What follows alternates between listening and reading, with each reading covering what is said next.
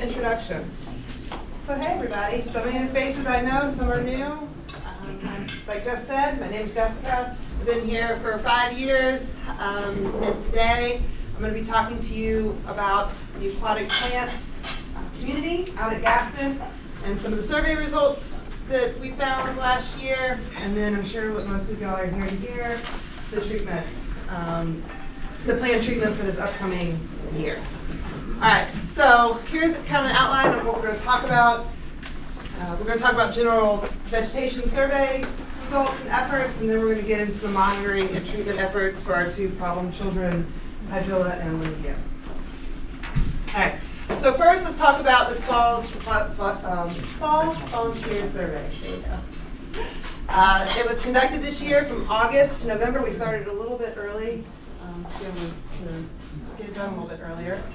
This is where everybody in the room gets a round of applause. The LGA Environmental Committee puts together the volunteers for this survey. You guys are amazing. You capture way more data than any other system that I've talked to with other plant biologists. They're always amazed on how much data is actually collected during this volunteer effort.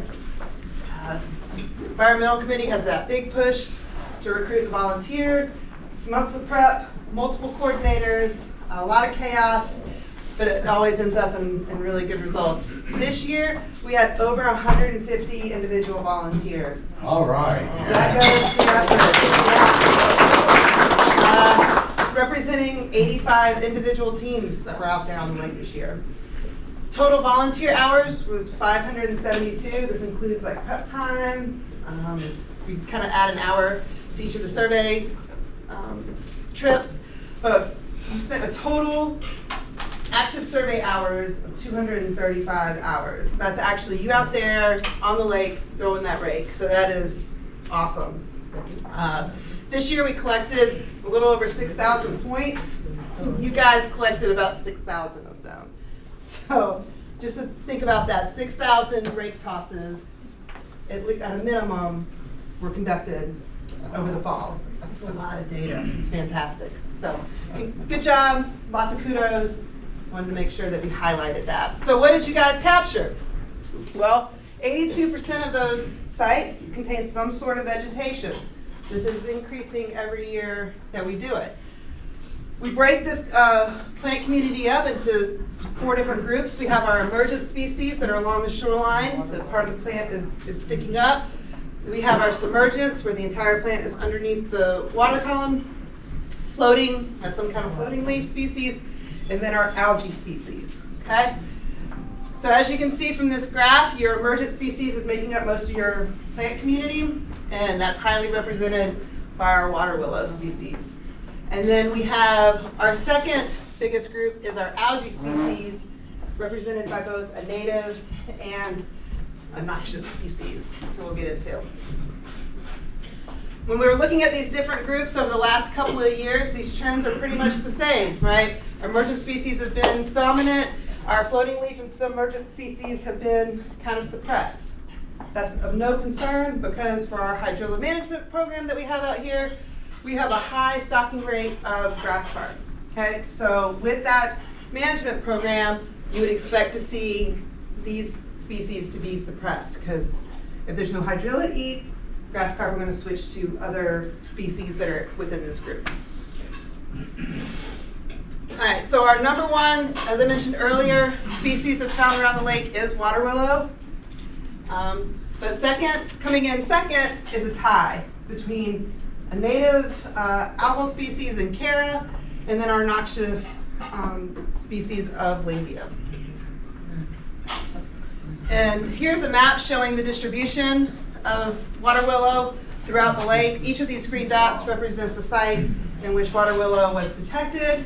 And as you can see, it's pretty much the entire shoreline. And for those of you who don't know what water willow looks like, you'll see examples of it on the shoreline. Right? So you can kind of see why this is the dominant species. Our second dominant species is Cara. It's a microalgae. It is really heavy in Pea Hill Creek, lizard, and songbird. It's down along the southern shoreline as well. A lot of times it gets confused with hydrilla. And there's times where I'll pull up to a site and I'm like, because it is a submerged species, it is rising from that benthic floor. But once you pull it out of the water, you can see that it looks very different than our hydrilla species. And this is a beneficial species. So this is actually a good one to have around your shoreline. Because what we're finding is that, as you can see, here we have P Hill that's pretty inundated with Cara. This next map shows Lingbia, which is one of our problem children. I would much rather have Cara than this around my shoreline. And as you can see, P Hill is not inundated as much with Lingbia because Cara seems to be kind of keeping it at bay. So just keep that in mind. If you have Cara around your shoreline, it could be much worse. But here we go. We have our second most abundant species in Lingbia, and as you can see, it's pretty much distributed throughout the lake as well. One species that I did want to highlight tonight, because we have had a lot of calls regarding it, is eelgrass, and especially in the Jennings Creek area. Eelgrass it's a long blade. I should have put a picture of it up here for those that don't know about it. It is a native species. For some reason, this year, across multiple systems, it seems to have had a really banger year of growth. So it's not just in Gaston, but we've seen within Gaston an increase in distribution of this species, and for sites that it's been for the last few years, we've seen a real increase in the growth of biomass under the water. This map here, I've got so many screens, I'm like, I don't know which one to look at. So this is a heat map of Jimmy's Creek. If you have red, that's going to show really dense growth of biomass under the water. Blue shows not so much growth. And as you can see, we have several hot spots, several red areas, and these indicate, as you can see here maybe, the eelgrass is pretty much topped out in these areas. You'll talk about eelgrass in some of the Florida systems and some of the Tennessee. We have invasive coming in. It's called Rockstar. It's causing a lot of issues in those systems. So NC State did a genetics testing for multiple systems across the North Carolina, and we did confirm that the eelgrass within Lake Gaston is native. It is not that invasive species that is so problematic. And so you'll see Vallisneria tropicalis would be the species that we have currently within Lake Gaston. And the next question is always, well, how do I control it? This is one that's going to be managed under Dominion Shoreline Management Plan, so it's going to fall under the same category as water willow, in that it is highly protected, and you can treat it in order to have egress and ingress to your boat docks. But you cannot have a widespread treatment of it at your docks. And that's by Dominion.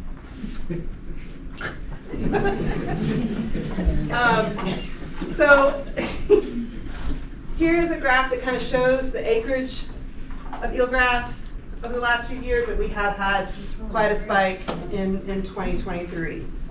And this is what it looks like in Jimmy's Creek. So fish love it. It's great for water quality. It's great for shoreline stabilization. There's so many great things about it.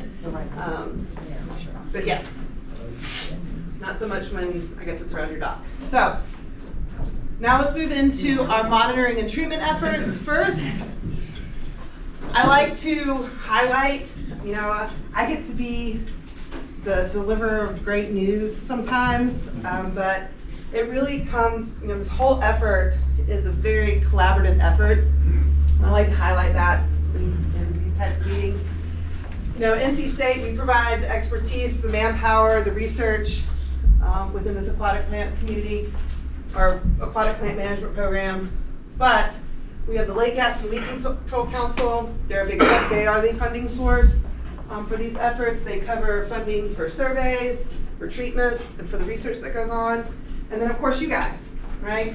You all are the volunteer manpower that collects all of that data so that I can formulate effective management plans. So it's nice to be the one up here giving the good news, but I like to have a round of applause for the people behind the scenes. And for those of you that are new in this room, I also like to kind of give you an idea of how this management plan occurs. It's not that I go out and I decide this is where the treatment occurs or doesn't occur. The Weed Control Council doesn't do that either. It goes through multiple steps. It starts at NC State, but there are multiple committees of experts that have to go through and approve these plans and make their suggestions. TAG is subject matter experts. Then it goes to stakeholders, which are the people that utilize the lake. Their input is taken before these management plans are finally brought to the Weed Control Council for support. So I like you to kind of know that there's a multi-step process behind this stuff too. All right. So first, let's talk about hydrilla. This used to be the main problem child, and that's what everybody wanted to know. When am I getting hydrilla treatments? Not so much the case now, so we'll start off with her. For those of you who are new to Lake Gaston, hydrilla was first documented in the 90s, or the 80s. It's been problematic since the 90s. You were here in the 90s, over 3,000 acres of hydrilla along the shoreline. Okay? It was very inundated. NC State started taking a more active role in management in 2005. And we kind of tackle hydrilla in two different ways. There's a chemical component in which we go out and apply herbicides to control the actual biomass that's in the lake. And then there's also a biological component that I spoke to earlier, and that is stocking grass carp to kind of act as the goats or the cows of the lake and continue mowing down any new growth that occurs. So 2022, we'll back up just a little bit. We found 166 acres of hydrilla, again, distributed through the system. That resulted, so your survey results of finding 166 acres, I was able to calculate from your individual spots, that directly resulted in 95 acres of hydrilla being actively managed. Okay, so I like to put that correlation together, and that is with our herbicide. So we treated 95 acres, and we have a model that was created by the North Carolina Wildlife Resources Commission, and in that model, it takes into account how many acres of hydrilla are present, how many grass carp are present in the system, what mortality has occurred, and it tells us how many grass carp it thinks needs to be stocked to maintain or decrease that biomass. And last year, in 2023, that model said that no grass carp needed to be stocked. So we didn't stock any grass carp. Very minimal effort for what was going on that year. Fast forward to 2023, let's talk about the current hydrilla situation. This is determined by a combination of that vegetation survey that you guys are involved in and sonar survey, where we'll go and map the actual biomass that's growing underneath the water surface.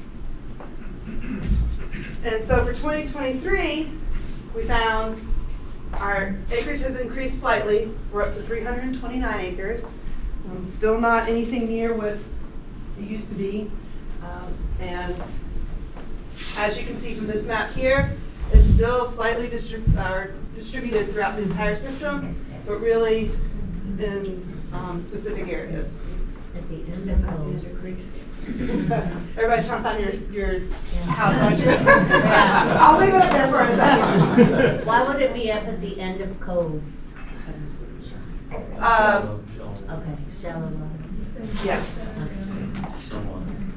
So here is a graph showing our acreage trends from 2012 up to 2023. And like I said, hydrilla, it ebbs and flows in its overall acreage.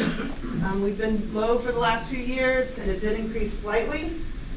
But again, not to any level that we're very concerned about. We've had a couple of areas that have experienced an increase in growth. This is the upper section of poplar. Again, this heat map shows red being inundated water columns like you would see here, and then moving down to the blue where you don't see as much biomass. And this has been an area that really popped up this year that showed that increased growth levels. And one of the reasons that hydrilla kind of ebbs and flows in its biomass is that it has the ability to produce these structures called tubers. And they are not seeds, but the best way that I can describe them is being like seeds. So these guys will get deposited into the sediment. They can stay there dormant for up to 7 years. Wow. Before the conditions are right for them to grow. Right. So that's one reason why you can have all of a sudden upper poplar. That tuber bank could have been there for the last 5 years. There was some kind of environmental factor that made it right for growth, and all of those tubers decided to stop this year. It's kind of expected in hydrilla management. And so we kind of keep an eye on the tuber bank. That kind of gives us an idea of our surveys show us the current problem. Our tuber surveys show us growth potential within the system. And really what we're looking at are areas, what's the last time a tuber was actually detected in these areas? And then we look at density levels within individual creeks to see if management needs to be directed in these areas. All right, so 2023, we have that a little over 300 acres of active biomass. We have pretty much a low tuber density estimates across the board for 2023. So this is all turned into a maximum treatment acreage this year of being 198. Again, we have models that help us determine those acreage estimates. And our grass carp stocking model did determine that with that level of biomass, we need to stock some grass carp this year. So a little under 1,400 grass carp will be stocked within the system. So this year, it's going to be an integrated strategy using both herbicides and additional grass carp biologicals. And so we treated mainly in songbird and lizard last year. Those areas will get treated again this year. And the additional acreage will be distributed in some of these other areas that seem to be have higher growth of hydrilla this year. And now we'll get to the star of the show. Our main problem child right now, and that is Lingbia. And somehow, 6 years ago, I was out at Gaston playing with striped bass and crappie and largemouth bass, and I had really cool pictures. My kid thought I was so cool. And now I put together presentations, and he's like, "Where are your fish pictures?" And I'm like, "I have this picture." "Uninterested, Mom. Tell me if you take a picture of a fish." So I was a fish biologist for the state of North Carolina prior to taking this job. So now I'm the Lingbia lady, and this is what I get to deal with. The Lingbia lady. Yeah. Kara says she's going to make me a cake, so we'll see if that happens. So we were talking about, here's a trend of hydrilla, are your acreage estimates in your green bars from 2012 to 2022. Lingbia is in the orange bars. Oh. And as you can see, 2012 down to 2014, man, we got hydrilla under control. We were patting ourselves on the back. We're feeling good. And then I get here about 2018, and my phone starts ringing because of this stuff growing around people's docks. And this is a trend that we're seeing across the Southeast in these systems that are having this really directed management for hydrilla. You get all that biomass removed. Lingbia is native. It's been out there. There's something about removing that hydrilla biomass that seems to trigger that Lingbia, that growth. There's nothing scientific or research that can that has spoken to that correlation, but if you talk to any of the managers across that deals with these systems, there's definitely a correlation with those two management plans. So now, fast forward 2022, and Lingbia is the problem child. Still not anywhere near the acreage that we had for hydrilla. I did want to mention that too. Not too far from it. But we're not there. That's right. Lemonade. So now, I've gotten phone, when I first got here, it was phone calls from people's docs looking like this to like this. You choose which one you would rather have. For those of you who have the pleasure of not knowing what I'm talking about with Lingbia, get yourself another drink. Consider yourself the lucky ones in the room. But for you guys, I'll give you a little bit of background. It was first documented in Gaston in the 90s, became problematic in the mid-2010s. It is a filamentous cyanobacteria, and it has a much different management strategy that's related to Lingbia than we have for hydrilla. Okay? Again, problematic throughout the southeast. And those big masses that you see out on the shoreline kind of break it down into what it really is it's a single filament with stacked viable cells within it that is encased by this sheath material. Think of it like a coin roll, right? And at the very cellular level, that is what we're dealing with. So when you're talking about transporting it and moving it around, it doesn't take much material to have it increase its distribution within the system.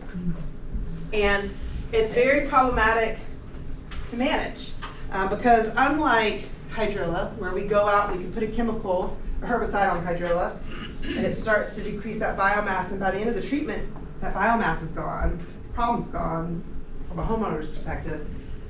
That is not what the management looks like with Lingbia. It creates these really integrated mats. It's very hard for herbicides to get into those interstitial spaces. What we're basically doing is just burning off the mats layer by layer, year by year. And then once it gets through those interstitial spaces and can actually touch the filament, now that it's chelated copper has to get to the sheath to actually get to those viable cells. So it is a force, for sure. In 2022, we had just under 1,300 acres of it, and in 2023, we treated 375 acres of it. The main restriction to this acreage amount is budgetary, because for Lingbia, you have to go out and treat it for 6 consecutive months for multiple years in a row in order to gain some kind of control. Compared to hydrilla treatments, which are 3 consecutive months at price points that are much lower when you talk about a chemical perspective. So, the Weed Control Council's budget for treatments allowed for that 375 acres. Moving forward to the survey results from this year, we have a range of acreage estimates. I'll tell you why in a second. It's somewhere between a little over 1,100 and right under 1,400 acres. But this map shows the distribution of it throughout the system. And again, it is pretty distributed throughout the entire system. One special thing we do for Lingbia when we're doing these rake tosses is we have the volunteers kind of tell us, give us an estimate of the density of the biomass that's brought up from the rake. So did you throw the rake and you just got a little bit of material? So we can tell it's present, but it's not really there in any big density. Well, that's going to be trace. That's going to be all your green dots. Very few green dots.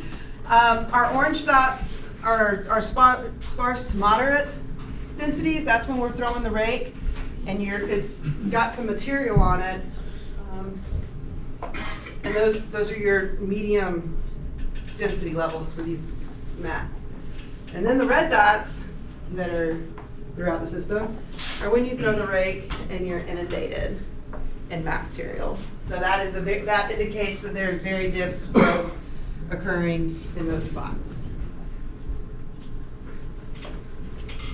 One of the reasons we have a range this year is because along with Lingbia, we also had an increased detection of Cladophyra, which is a native beneficial, another filamentous algae, okay? And it's very difficult when you have it like this on your hand to distinguish it from Lingbia because it still has that woolly appearance. It's got that thick mat material. However, this stuff doesn't grow at those high density levels. So for those lower acreage estimates, I took out all of the trace identifications so that took out all the misidentification for Cladophyra, and then the higher one included them into the acreage estimate. So that's why it's somewhere in this range. But this stuff, even when I was out there, I was like, I know it's not Lingbia, but I can't tell you why it's not Lingbia. And if I couldn't tell you exactly, and I was thinking about it, and I see this stuff in my dreams, I wouldn't expect a volunteer to be able to tell the difference between them. So. All right, here is our acreage estimates, similar to the graph I showed earlier from 2012 to 2023. I want to note that prior to 2021, we were doing Lingbia treatments. We were keeping it at a very small level. We were in our research phase. Lingbia is very difficult to control in a small system. We had algicides that we knew would control it, but translating that small control into a very dynamic system like Gaston, it was unknown at that point. So we spent 3 or 4 years testing out different chemicals, different application methods, different timing of the treatments in order to really hone in on what works best for Gaston. And once we figured out that treatment plan, the Weed Control Council took it up into operational levels. And that's when we got into the 375 acre treatments. And what I want you to notice is that acreage was steadily increasing. And as soon as we got to that 375, we kind of maintained a little bit. So that has been a great response. It hasn't gone down. We're waiting for that one, but it hasn't continued that steady growth, which is great to see.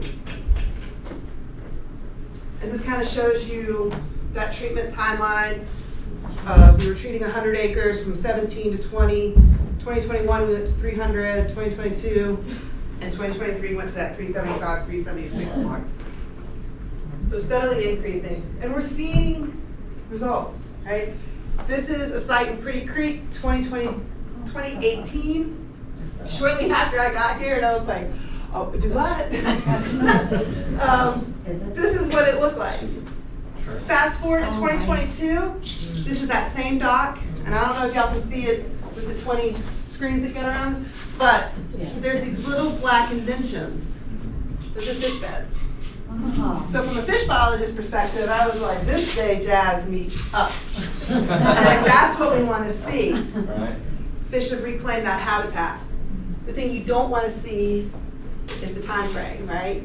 2018 4 years. to 2022. Yeah, right. Right? So it took a lot of effort to get there, but we got there. All right, so what does this mean for 2024? Well, Weed Control Council has had some budgetary increases, and so now they have increased the treatment acreage to 500 acres per year, which is fantastic. And individual sites are chosen. There's multiple factors that go into who gets treated and who doesn't get treated, including biomass levels, traffic in those certain areas. And so this is hot off the presses, guys. I'm the first person to see it. Not even the Weed Control Council folks have seen this map. It was finalized at 4 o'clock last night. This is our treatment zones for 2024. So if you want to take a picture of this QR code, this is the Weed Control Council website. On this website, there's 2 very important things. There is a form that you can go and you can report aquatic nuisance species for it. If you have Lingbia, if you have hydrilla, the best way to be able to know that you are being incorporated into the next year's treatment program. It's not a guarantee that you will receive these treatments, but the way that I determine, and I kind of zone in on areas, is I look at our survey and I look at these public reports, and I'll have you send me a picture of it, and I can see right there, that dock, that area is completely inundated. I have pictures of it. I can confirm it with my survey. You get kind of moved up to the top of the list. Okay? So it's a very important tool because Lingbia grows, especially Lingbia grows so patchy, you can have it completely around your dock and your neighbor is completely clear of it. Right? And even though you take 6,000 points around the lake, there's still going to be missing spots. Okay? So your input is key for me when I'm starting to try to figure this out. The other thing that's on the Weed Control Council website is going to be an interactive map, and it's going to show these treatment zones. So you will be able to zoom into your property and see whether you are within the Weed Control Council sponsored treatment zones or not. Okay? And these treatments begin the week of the 15th. So you'll start seeing the airboats. Our applicator uses airboats.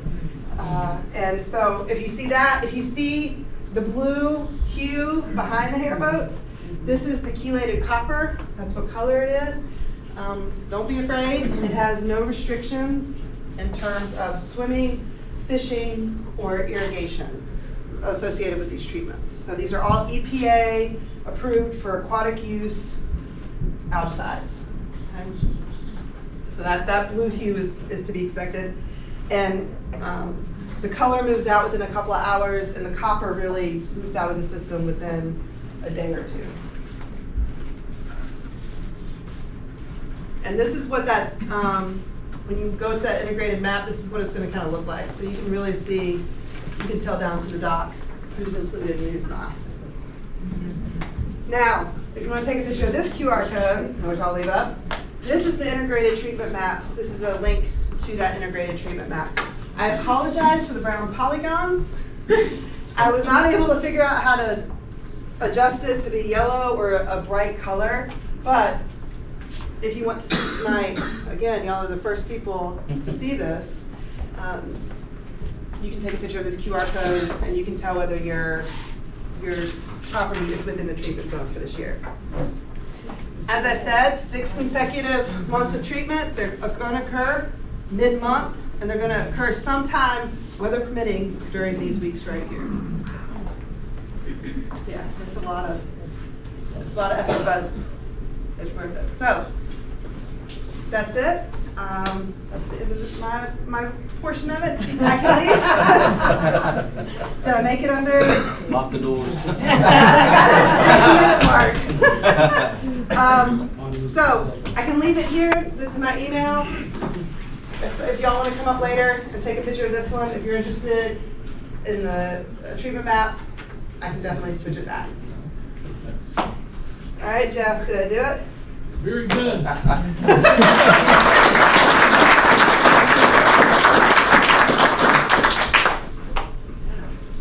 I'll take any questions. So earlier you mentioned, you showed a graph about the correlation with hydrilla over the years and the treatment, and then Lingbia, and then being, it looks to be like there is a correlation. So what's your thoughts about that? Is there one thing causing another, or? I think that it's just that removal of that biomass. I don't know what environmentally it's doing, whether it's increased sunlight or. Lingbia is a strange bird in that it has multiple different pathways for its energy. So it's not like other algal species where it's like, oh, it's some kind of nutrient input that's causing the blooms, right? That can cause it, but it can pull energy from photosynthesis. It can pull energy from the nitrogen cycle. It can pull phosphorus from legacy phosphorus, which is just down in the sediments. It grows in 9 feet of water, it grows in 1 feet of water. So I don't know exactly what that trigger is, that environmental trigger. But it's a pattern that's been seen. And that's probably why there's not like, this is the research that shows the direct correlation, because if you do anything with Lingia, you realize that it's very difficult to pin it down. There's always like, oh, well, this could be it, or this could be it. Follow up to it. But it definitely seems to be a trend. So I assume you guys at NC State are possibly testing different things that may cause that, or may cause it to accelerate or decelerate? Right now, we're focusing mainly on management of it. We haven't really gotten into the different growth parameters. We have done some modeling of where it's located out in the lake. So we have done some correlation stuff like that, but we haven't drove directly into that growth, those growth studies. The second question is, if you're not included in the treatment zone, is it worthwhile to get a private applicator to come out and treat? And I say yes. If you talk to any of the folks that were around here in the 90s, and hydrilla being at 3,000 acres at that one point, they will say, yes, the Weed Control Council had their treatments, but the private treatments were what really drove and helped drive that eradication and down, not eradication, but that control and getting it down to the levels. Any treatment that's going on, that's more biomass that is being suppressed. So yes.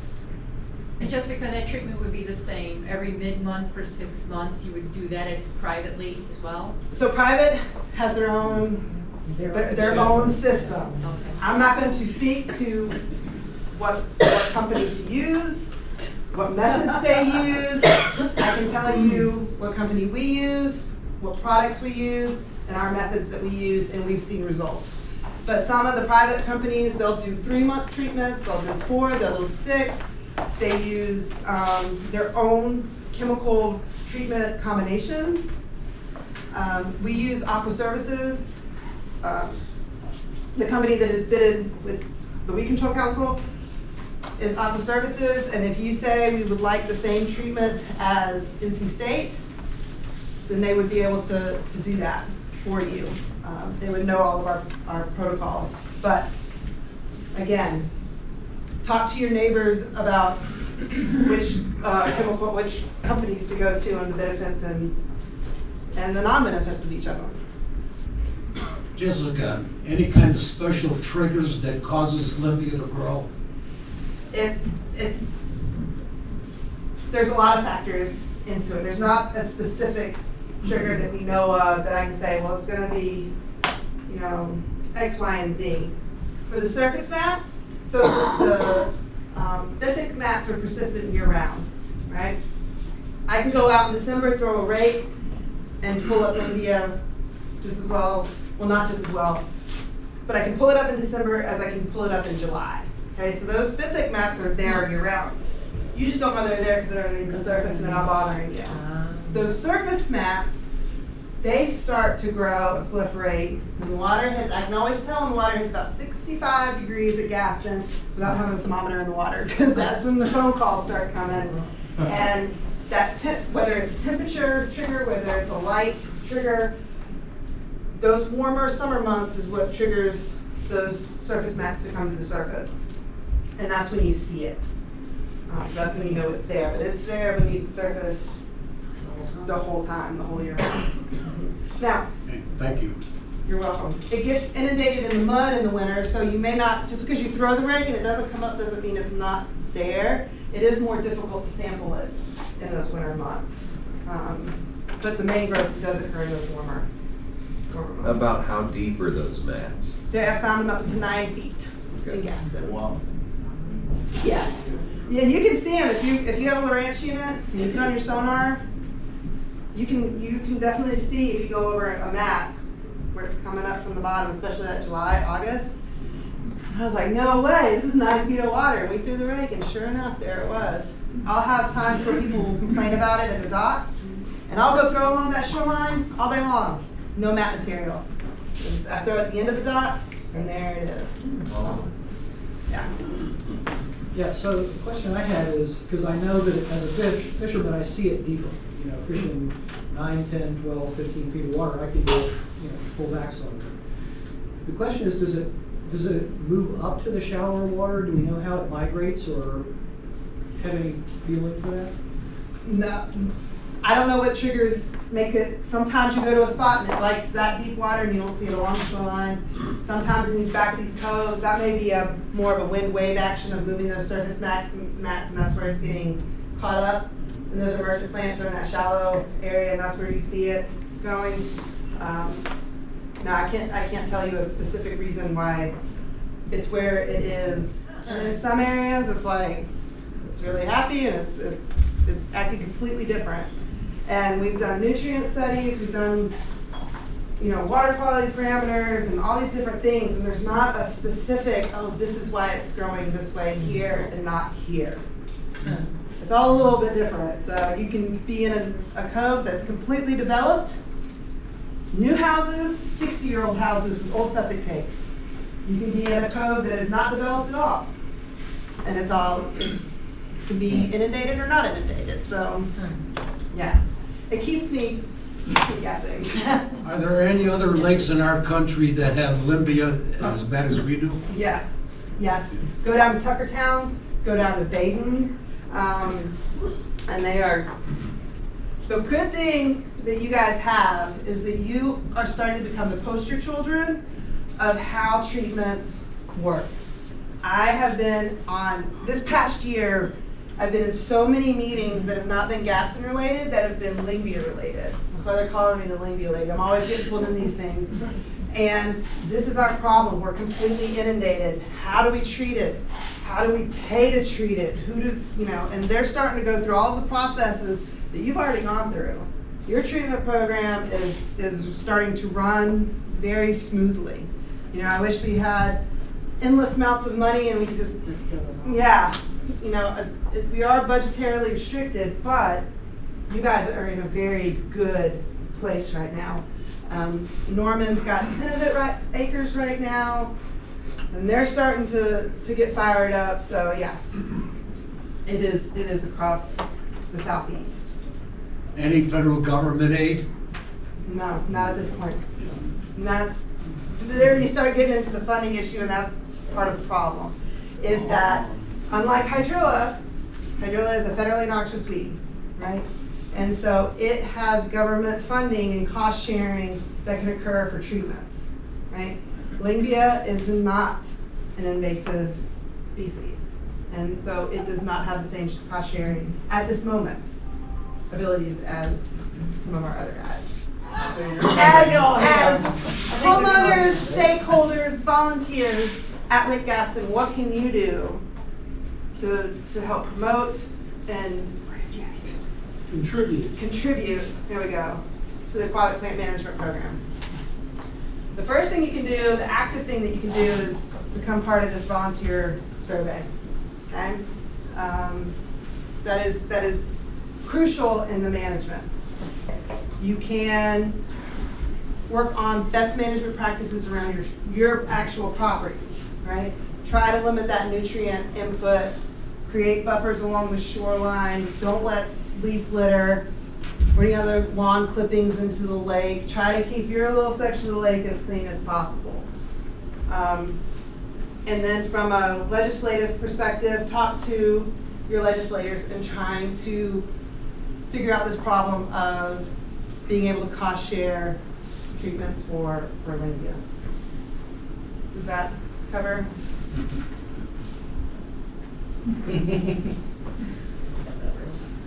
Maybe also at the county level. Or any legislator, the county, Our city, county commissioners, our state legislators. anyone in the government that can have the influence of changing and being able to provide funding. And the word, really guys, it's the wording for the funding, right? We're getting kind of caught up on what's an invasive, what's a noxious, what's a nuisance. We just need the ability to have the language to allow people to have the funding to treat. So the question is, working through the different DEQ departments, and where does Lingbia fall, and who can, from a DEQ perspective, speak about it? There is nobody that we are working directly with Lingbia for Lake Aston for DEQ. We are with Hydrilla. They have their Aquatic nuisance species program. There is not that entity for Lingbia specific. They have algae. The algae group is normally dealing with these planktonic algae that causes these harmful algal blooms that have all these cyanotoxins that are related to it. That is what they're kind of focused on. Lingbia's, on their scale of things, isn't what their priority is. So the answer is yeah. There's no clear pathway for Lingbia for DEQ that we're working with. So the next question is focusing on the eelgrass issue that you guys have at Jimmy's Creek. And yes, it is. I will stand here and say I can see both sides of it. Okay, the eelgrass that you have, it's native. It has a plethora of ecological benefits that are associated with it. But yes, in Jimmy's Creek, you are experiencing a very high level of growth in it. It is topped out. I can understand where the frustration comes in that level of growth. It surprised me this season when I went out there, and people were calling, and I was like, topped out, what? And I went and I was like, oh, that's topped out. So I completely understand. The next part of that is that is the Dominion's regulation. They have a shoreline management plan. They have designated what they feel is, not what they feel, they have designated those beneficial species, and they are the ones that dictate what kind of management options you have for those species. So even if I agreed and said, oh, we got to get rid of it, it's awful, we couldn't do any type of management toward it because it is protected by that shoreline management plan. Okay? And in that shoreline management plan, the options that you have are to make sure that you are able to get your boats in and out of your boat docks and to create those navigational lanes. And that's the amount of control that they're, at this moment, allowing. So it's not an NC State, it's not a weed control council, that is a Dominion put forth regulation. Sure. I will say that the shoreline management plan is directed by their FERC licensing, their federal licensing that allows them to run that dam. Every 5 years, they have a public comment period in which the public can come and discuss the shoreline management plan, including the management options for different species. So my suggestion would be, and those are coming up in 2025, to figure out when those meetings are and to show up and express your concerns at that public forum. That would be the only time you can change it, because once that shoreline management plan is approved, they are federally locked into it for the next 5 years. Now, Lingbia, pulling it out and burning it. All right, what are the hazards of actually removing Lingbia? Sometimes people burn it. It is a cyanobacteria. It has the ability to produce cyanotoxins. Those toxins, on a toxin perspective, are very low. But what the science has shown, and most of the time what it's going to occur is you're going to get some kind of dermal reaction, right? Swimmer's rash. But out of University of South Carolina in the last couple of years, they've really focused in from a human health perspective on those toxins, and they're finding that once it dries, the interactions of those toxins increase that toxicity a little bit more. So when you're burning it, you're inhaling it. If you cause irritants, you let it dry and then you handle it, you're gonna have a little bit more of a reaction from it. So the best thing to do with it is just to leave it alone, because I'll tell you, it's heavy. You don't move it all out for that weekend, party, so everybody can use it, use your dock area. You're gonna put a lot of back-breaking work, then you gotta take all this biomass somewhere. And within the next month, it's just gonna come right back in, right? So it's not, you're not getting rid of it, you're just removing it from that area, and it'll come right back. So my suggestion is just not to mess with it at all, unless it's being treated. Thanks so much, Jessica. You're welcome.